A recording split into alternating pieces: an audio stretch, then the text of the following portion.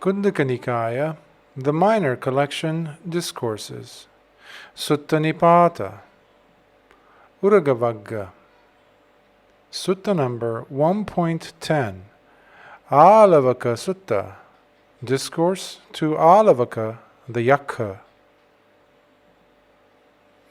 This is what I personally heard.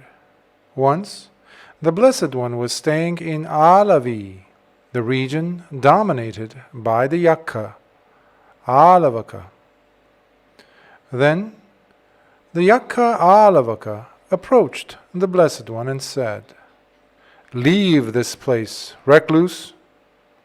"All right, friend," replied the Blessed One as he began to leave. "Come back and stay, recluse," exclaimed the Yakha Āḷavaka. "All right, friend," replied the Blessed One yet again as he returned back. But the Yakha Āḷavaka called out for a second time, "Leave this place, recluse." "All right, friend," replied the Blessed One for a second time as he began to leave yet again.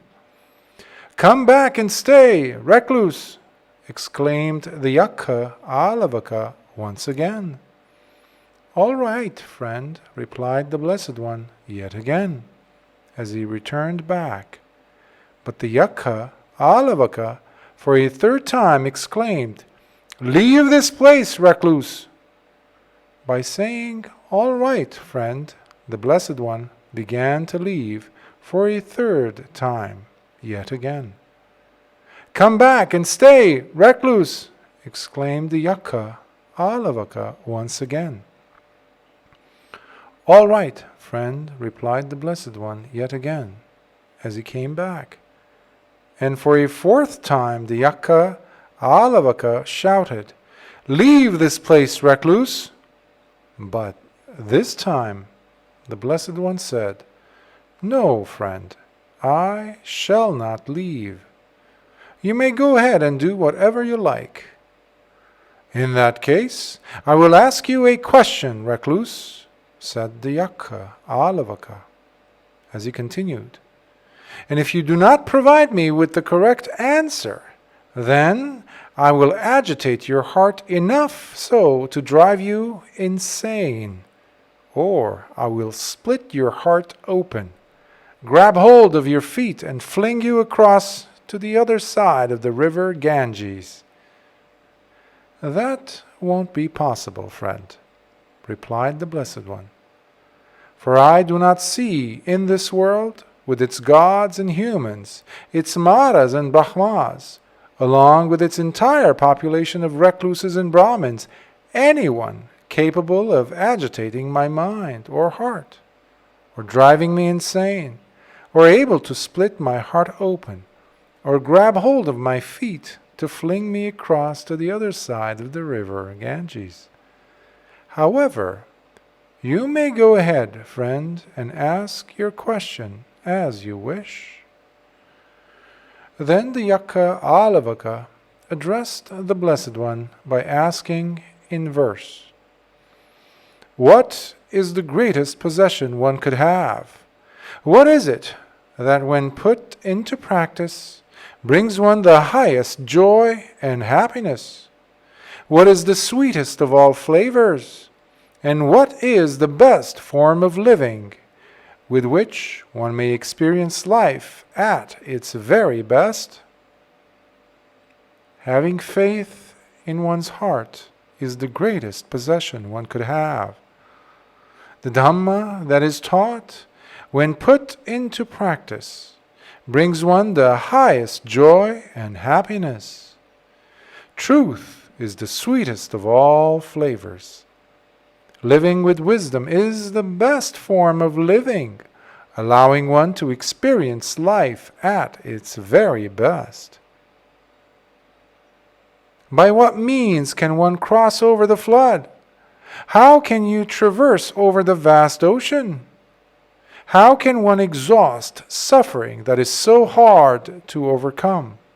And how can one attain to the state of purity? It is with faith that the flood is crossed. Through heedful diligence, one can traverse over the vast ocean. With persistent effort, one can exhaust suffering that is so hard to overcome. And it is through wisdom that one attains to the state of purity. And how does one gain wisdom? How can one come to great riches? How can one attain to a good reputation? What is the best way whereby one can attract to himself and keep great friends? And when the time comes at death to leave this world and pass away to another realm, how can there be no mourning or grief? Being grounded in one's faith in the Dhamma taught by the Arahants, fighting against the tendency for negligence while listening to their advice, thereby one gains wisdom through practice in order to experience for oneself that rare state of Nibbana, responsibly engaging in actions that are harmonious and appropriate, while working with intelligent determination, brings you great riches.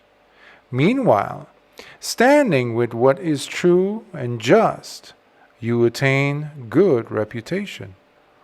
And by having these, along with being generous and giving, you attract to yourself and keep great friends.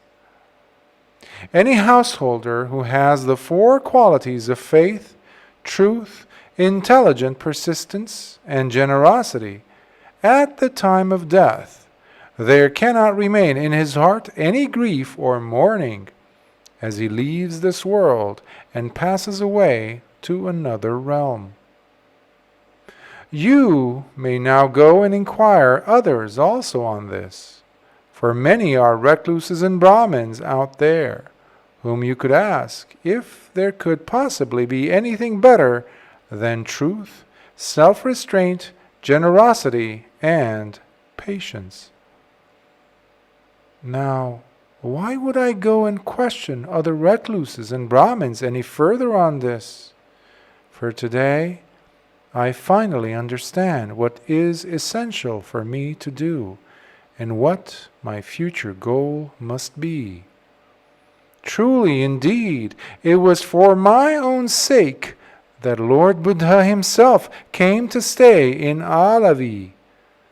Today, I understand how such a great gift will only bear abundant fruits.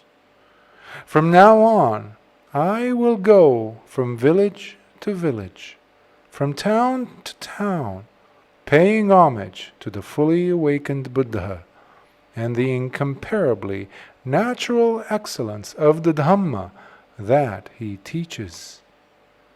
Sadhu, sadhu, sadhu.